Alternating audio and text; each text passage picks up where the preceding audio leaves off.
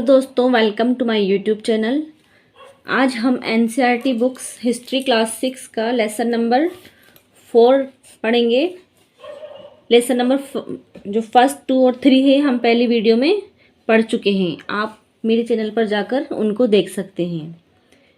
तो आइए हम लेसन स्टार्ट करते हैं। क्या बताती हैं हमें किताबें और कब्रें। लेसन का नाम क्या है कि हमें किताबें और कब्रें क्या बताती हैं। पुस्तकालय में मेरी, ये मेरी है। तो जैसे ही घंटी बजी, शिक्षक ने छात्रों को अपने साथ आने को कहा। आज वे पहली बार पुस्तकालय जा रहे थे। पुस्तकालय तो आप जानते होंगे ना, लाइब्रेरी को पुस्तकालय बोलते हैं जो स्कूलों में होती हैं। मेरी ने देखा कि पुस्तकालय उसकी कक्षा से काफ़ी बड़ा था और वहाँ किताबों से भरे कई रैक थे। कोने में एक अलमारी थी जो मोटी मोटी किताबों से भरी थी। मेरी को एक अलमारी खोलने की कोशिश करते देख शिक्षक ने कहा, उस अलमारी में अलग अलग धर्मों से जुड़ी हुई महत्वपूर्ण किताबें हैं। क्या तुम्हें मालूम है कि हमारे पास वेदों का भी एक संग्रह है। मेरी सोचने लगी, वेद क्या है, तो चलो पता लगाएं। तो आप जानते होंगे ना वेद क्या है, किसे कहते हैं वेद। तो जानते हैं वेद किसे कहते हैं। तो देखो, दुनिया के प्राचीनतम ग्रंथों में से एक है। वेद क्या है? दुनिया के प्राचीनतम ग्रंथों में से एक। शायद तुमने वेदों के बारे में सुना होगा। वेद 4 हैं। कितनी है वेदों की संख्या? 4। देखो क्वेश्चन क्या बनेगा कि वेद कितने होते हैं। तो वेद 4 हैं। ऋग्वेद, सामवेद, यजुर्वेद तथा अर्थवेद, ये सारे क्या हैं? वेद हैं। तो सबसे पुराना वेद है ऋग्वेद, जिसकी रचना लगभग 3500 साल पहले हुई। अब देखो क्या क्वेश्चन बना कि सबसे पुराना वेद कौन सा है। तो सबसे पुराना वेद ऋग्वेद है और इसकी रचना 3500 साल पहले हुई है। ऋग्वेद में 1000 से ज़्यादा प्रार्थनाएं हैं जिन्हें सूक्त कहा गया है। अभी छोटे क्वेश्चनों में बन सकता है कि सूक्त किसे कहते हैं। तो ऋग्वेद में जो प्रार्थना है उन्हें सूक्त कहते हैं। सूक्त का मतलब है अच्छी तरह से बोला गया।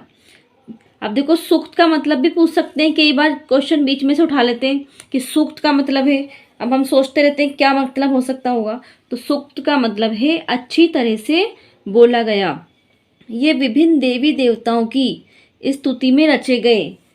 इनमें से 3 देवता बहुत महत्वपूर्ण हैं, अग्नि, इंद्र और सोम। कौन कौन से देवता महत्वपूर्ण हैं? अग्नि, इंद्र और सोम। अब क्वेश्चन बन सकता है कि ऋग्वेद में कौन कौन से देवताओं का जिक्र है। तो अग्नि, इंद्र और सोम। अग्नि आग के देवता। अब देखो अग्नि से समझ में आ रहा है आग, अग्नि को आग भी बोलते हैं। तो आग का देवता अग्नि। इंद्र युद्ध के देवता। अब देखो इंद्र, इसमें भी दे है लास्ट में, इसमें भी दे है, तो ऐसे याद कर लेना कि इंद्र युद्ध के देवता हैं। और सोम एक पौधा है। सोम क्या है? पौधा है जिससे एक खास पेय बनाया जाता है। बोलते ना सोम रस, तो वो सोम के पौधे से ही बनाया जाता है। वैदिक प्रार्थनाओं की रचना ऋषियों ने की थी। देखो वैदिक प्रार्थनाओं की रचना किसने की थी? ऋषियों ने। आचार्य विद्यार्थियों को इन्हें अक्षरों, शब्दों और वाक्यों में बांटकर सस्वर पाठ द्वारा कंठस्थ करवाते थे। ठीक है, कैसे कंठस्थ करवाते थे? सस्वर पाठ द्वारा। अधिकांश सूक्तों के रचयिता सीखने और सिखाने वाले पुरुष थे। कौन थे? सीखने सिखाने वाले पुरुष। कौन थे? आपको समझ में आ रहा है लेसन?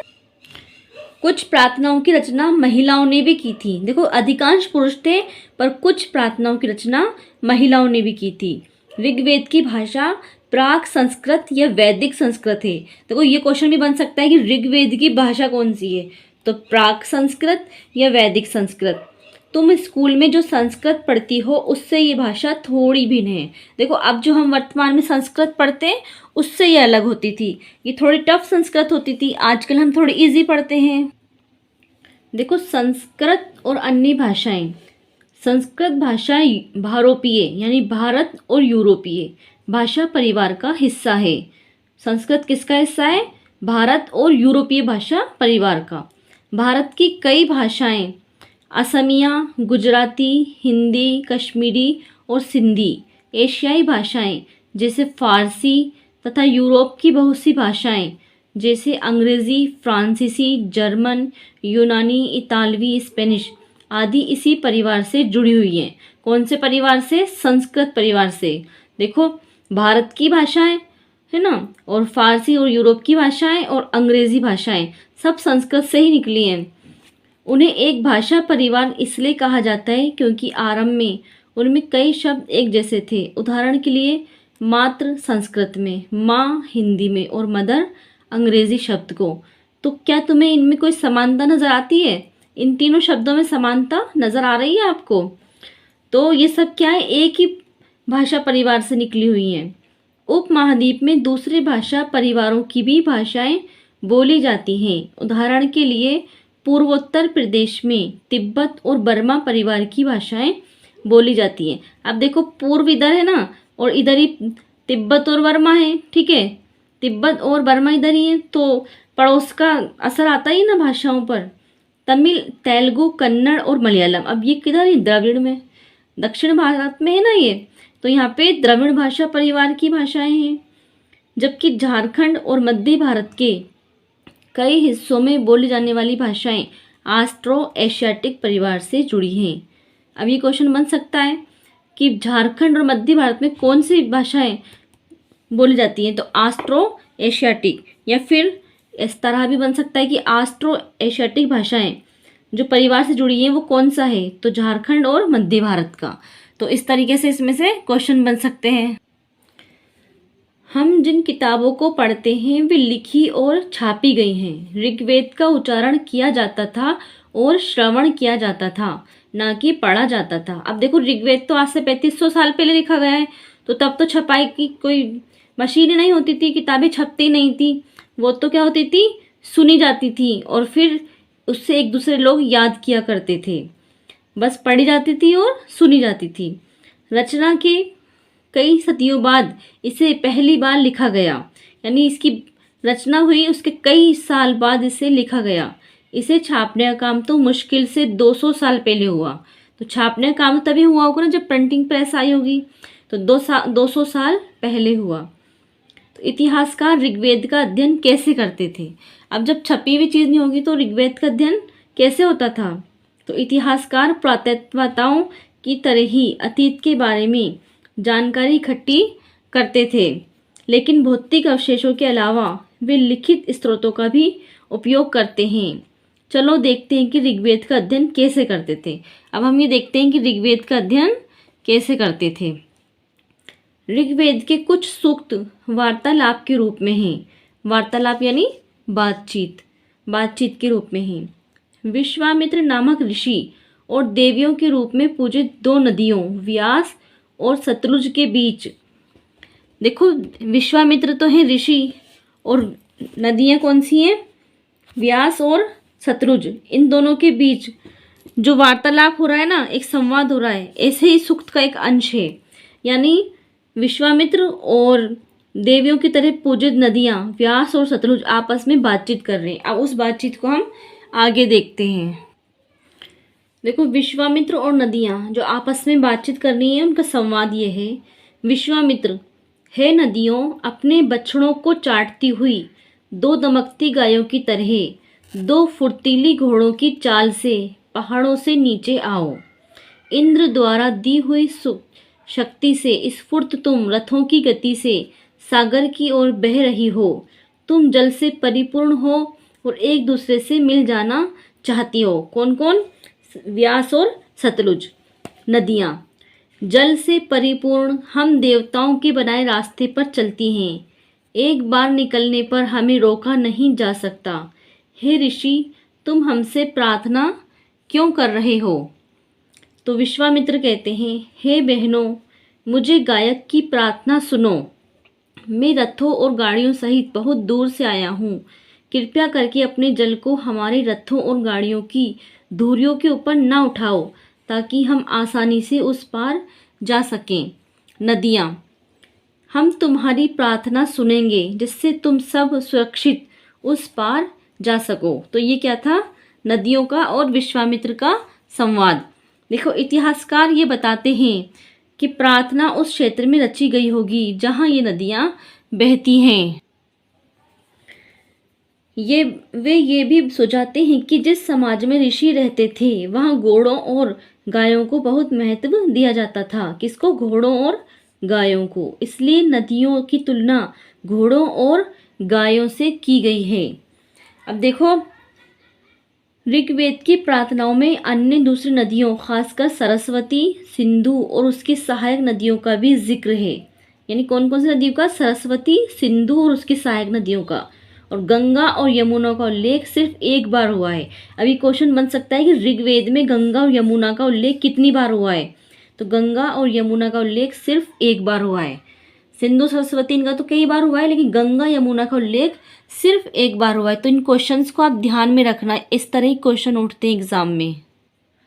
अब हम पढ़ेंगे मवेशी, घोड़े और रथ। ऋग्वेद में मवेशियों, बच्चों, खासकर पुत्रों और घोड़ों की प्राप्ति के लिए अनेक प्रार्थनाएं हैं। तो ऋग्वेद में किसकी प्रार्थना ज़्यादा की जाती थी? मवेशियों, बच्चों, और बच्चों में खासकर पुत्रों की। आजकल भी पुत्रों की होती है और तब भी पुत्रों की होती थी। अनेक प्रार्थनाएं हैं। घोड़ों को लड़ाई में रथ खींचने के काम में लाया जाता था। इन लड़ाइयों में मवेशी जीत कर लाए जाते थे। लड़ाइयाँ वैसे ज़मीन के लिए भी लड़ी जाती थीं जहाँ अच्छे चरागाह हों या यहाँ पर जैसी जल्दी तैयार होने वाली फसलों को उपजाया जा सकता हो। कैसी फसलों को? जो यानी जल्दी उपज जाते हैं, ये जो होती है ना। कुछ लड़ाइयाँ पानी के स्रोतों और लोगों को बंदी बनाने के लिए भी लड़ी जाती थीं। युद्ध में जीते गए धन का कुछ भाग सरदार रख लेते थे तथा कुछ हिस्सा पुरोहितों को दिया जाता था। शेष धन आम लोगों में बांट दिया जाता था। यानी एक दूसरे से युद्ध करते थे और उसमें जो सामान बचता मिलता, जो धन मिलता था, वो सरदार रख लेते, कुछ हिस्सा पुरोहितों को दे देते और शेष आम लोगों में बांट दिया जाता था। कुछ धन यज्ञ करने के लिए भी प्रयुक्त होता था। यज्ञ की आग में आहुति दी जाती थी। ये आहुतियाँ देवी देवताओं को दी जाती थी।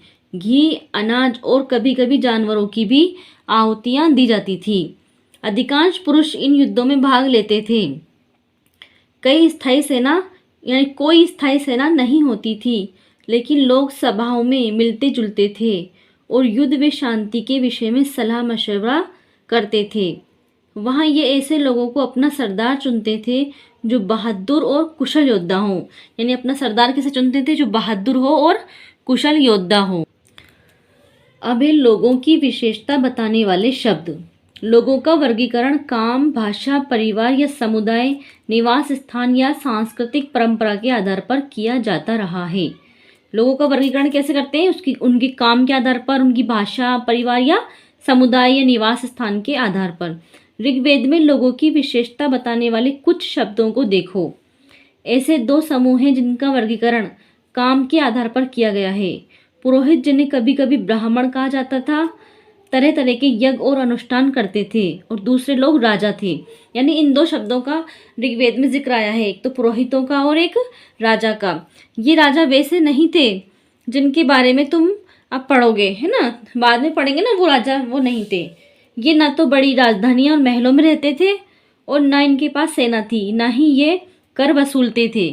प्राय राजा की मृत्यु के बाद उसका बेटा अपने आप ही शासक नहीं बन जाता था। यानी बाद के जो राजा हुए उनका तो वंश चलता था, वंश के वंश शासक बनते थे, लेकिन पर ये जो राजा होते थे ना इनकी सेना होती थी, ना इनका बेटा ही शासक बना। जो बहादुर होता था, जो कुशल होता था, योद्धा होता था, वो ही इनका राजा बनता था।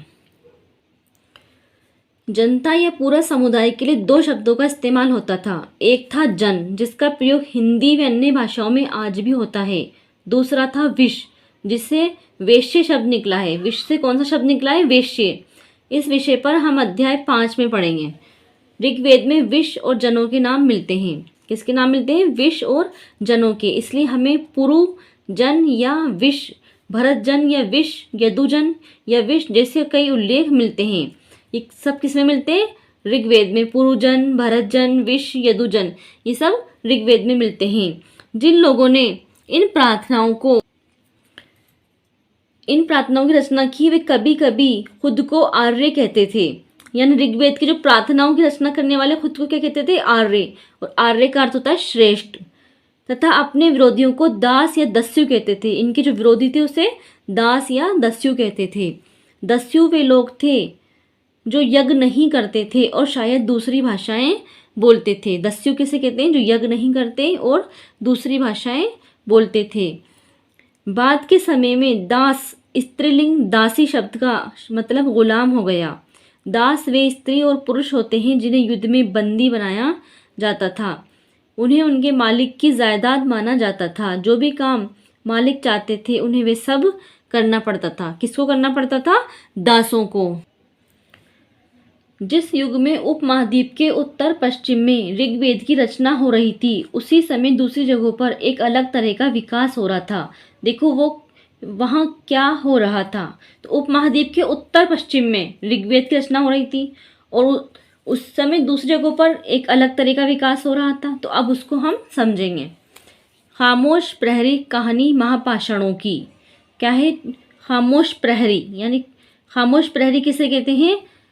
कहानी महापाषाणों की। अब देखो महापाषाण पत्थरों को ही कहते हैं, ठीक है, और खामोश प्रहरी होते हैं वो चुपचाप खड़े रहते हैं ना।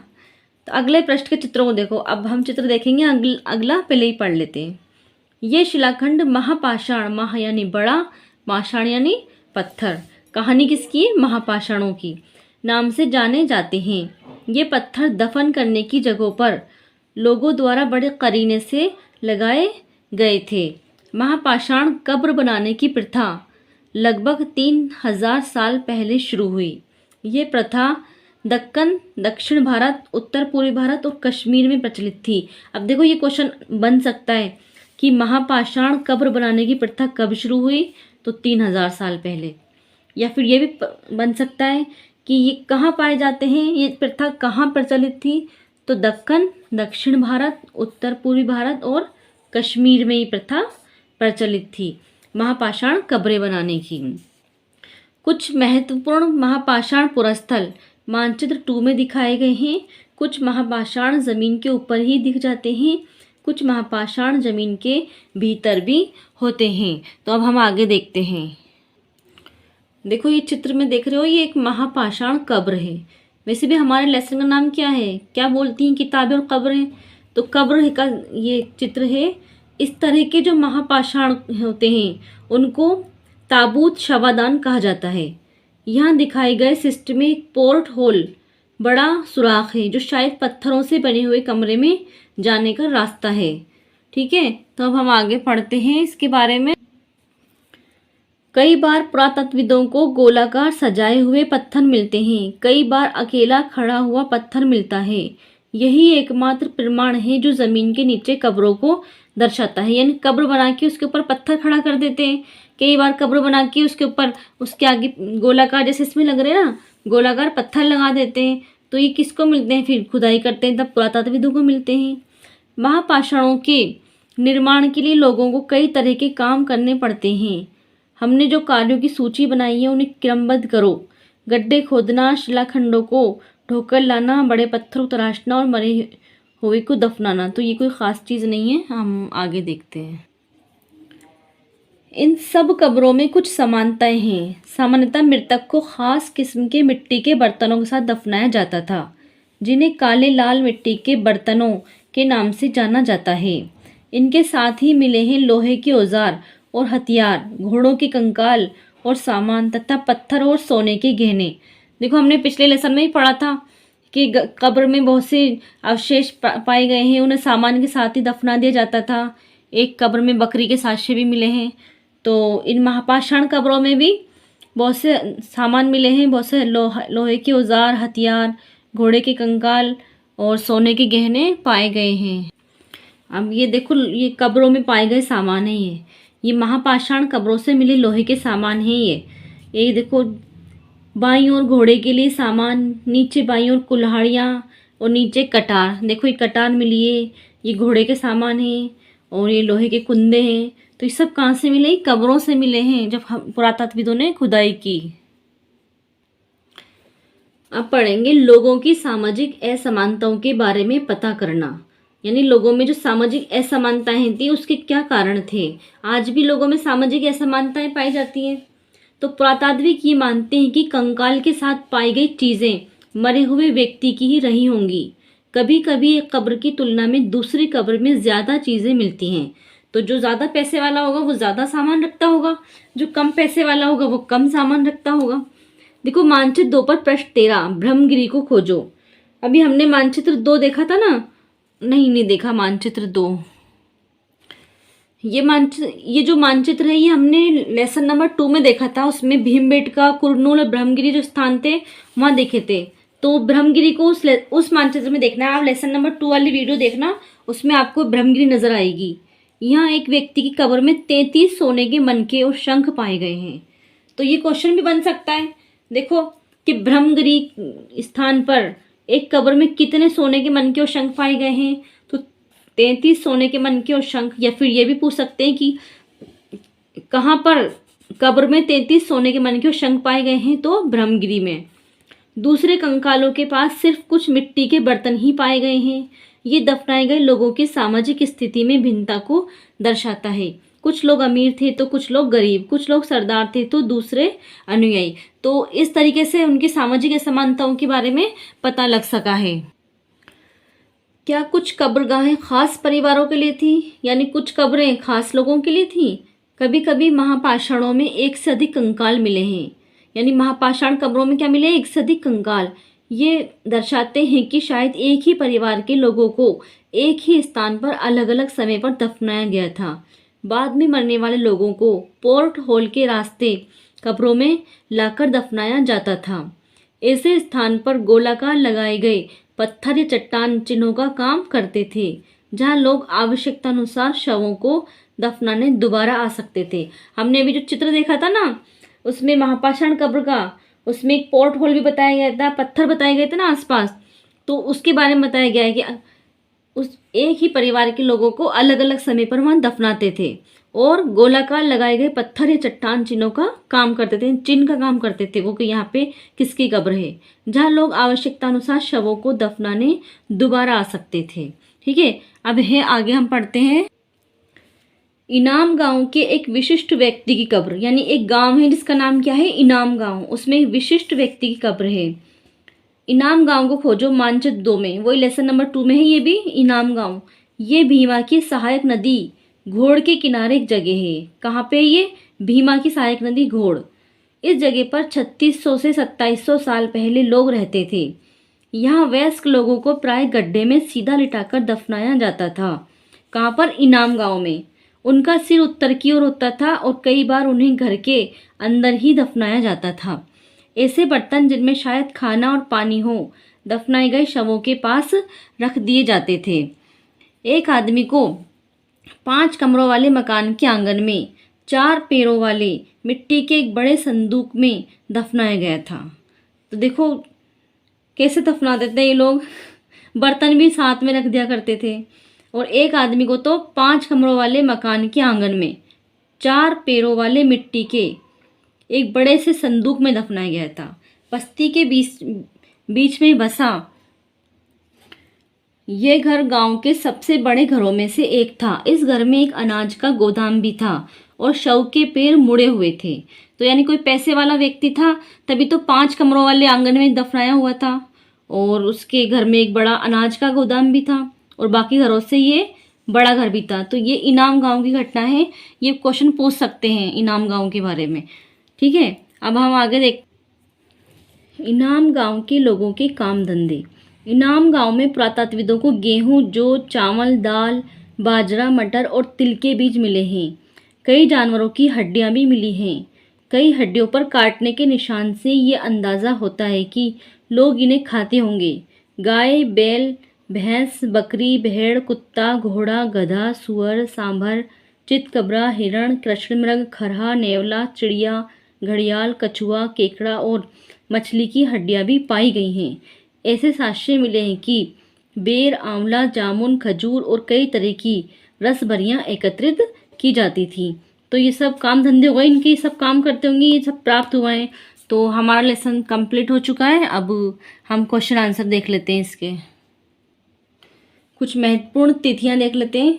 वेदों की रचना प्रारंभ लगभग 3500 साल पहले। महापाषाणों के निर्माण की शुरुआत लगभग 3000 साल पहले। इनाम गांव में कृषकों का निवास। हमने पढ़ा था ना ये 3600 से 2700 साल पहले, चरक लगभग 2000 साल पहले। निम्नलिखित को सुमेलित करो। अब हम देखते हैं, देखो सूक्त, सूक्त हमने पढ़ा था ना, सूक्त होते हैं अच्छी तरह से बोला गया। रथ, तो रथ किसे कहते हैं? रथ होते थे युद्ध में प्रयोग किए जाते थे। यज्ञ, यज्ञ बोलते हैं अनुष्ठान को। दास, दास बोलते हैं गुलाम को। और महापाषाण, सजाए गए पत्थर, जो बड़े पत्थर होते थे जो कब्रों पर सजाए जाते थे उन्हें क्या बोलते थे? महापाषाण। तो दोस्तों हमारा लेसन कंप्लीट हो चुका है। उम्मीद है कि आपको समझ में आया होगा और आप पूरी वीडियो ज़रूर देखते होंगे और अपनी तैयारी को मजबूत करते होंगे। तो मेरे चैनल को सब्सक्राइब कर लें और मेरी वीडियो को लाइक और शेयर ज़रूर करें। तो नेक्स्ट वीडियो में फिर मुलाकात होगी।